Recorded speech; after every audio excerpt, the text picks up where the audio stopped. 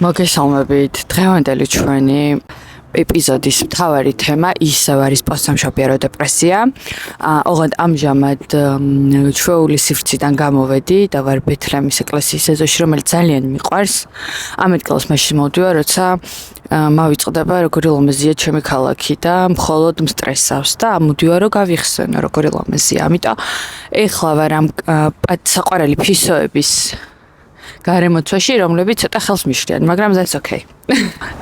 მოკლედ ამ ვიდეოში მინდა რომ ვისაუბრო რა განსხვავება პოსტსამშობიარო დეპრესიას და baby blues შორის.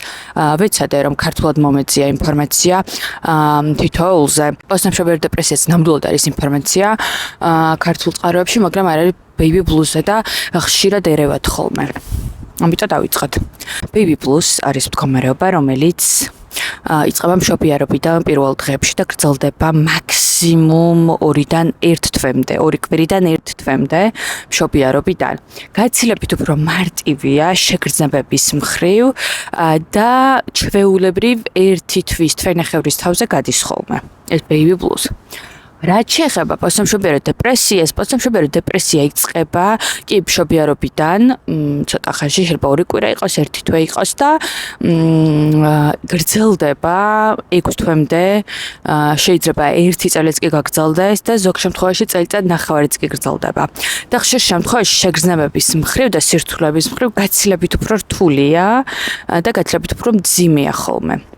პოსტსამშობიარო დეპრესია ყოველი 6 ქალიდან 1-ს აწუხებს და ამაზე ძალიან ცოტა ადამიანი საუბრობს და ეს იყო რეალურად მთავარი მიზეზი, რატომაც გადავწყვიტე, რომ ზოგადად ვიდეოების შეწერა უნდა დამეწყო სოციალურ სივრცეში ამ თემასთან დაკავშირებით, იმიტომ რომ მგონია, რომ იმდენად ბევრს აწუხებს, რომ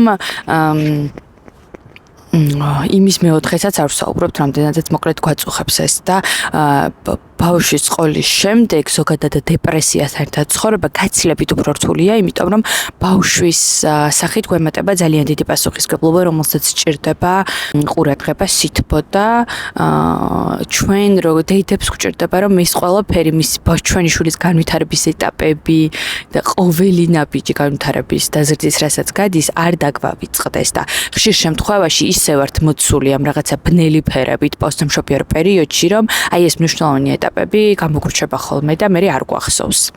ამიტომაც არის, რომ ორსულობის პერიოდშიც უნდა გქონდეს მოლოდინები, სწორი მოლოდინები, არ გქონდეს შიშები და ვაიმე ხლა არ დამემართოს, იმიტომ რომ ძალიან ბევრი ქალი ვიცი, ვისაც ეს არ ემართება და წინასწარ ამის პროგნოზირება შეუძლებელია, თუმცა იმ შემთხვევაში თუ გვექნება ცნობიერება ამაღლებული და გვექნება ინფორმაცია საკმარისი ამ პრობლემასთან დაკავშირებით, მგონია რომ ამასთან გამკლავება მე უფრო მარტივია გაცილებით. ერთ-ერთი ძალიან მნიშვნელოვანი განსხვავებელი, ასევე რაც არის baby blues და პოსტსამშობიარო დეპრესიას შორის არის ის, რომ baby blues არ გიშლის დიდად ხელს, რომ ყოველდღიური დავალებები, საქმიანობები შეასრულო.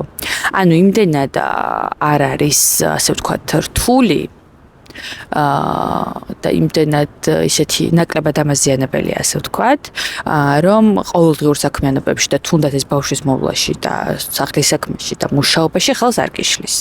აი რაც შეეხება პოსტსამშობიარო დეპრესიას, მაგის საწინააღმდეგო და საპირისპირო. ასევე baby blues ახასიათებს ხასიათის ცვლილებაც ისევე როგორც პოსტსამშობიარო დეპრესია, ზოგადად baby blues შემთხვევაში ძალიან ისეთი მცირე ხასიათის ცვლილებები ახასიათებს, რაც პოსტსამშობიარო დეპრესიის შემთხვევაში არის ძალიან რაღაცა ისეთი მნიშვნელოვანი ცვლილებები ხასიათში, შეიძლება დღეში რამდენჯერ მქონდეს ხასიათის ცვლილება და აი ეს ხასიათის ცვლილება კიდევ ძალიან რთულია, რა მე მქონდა ეს ძალიან მკვეთრად გამოხატული.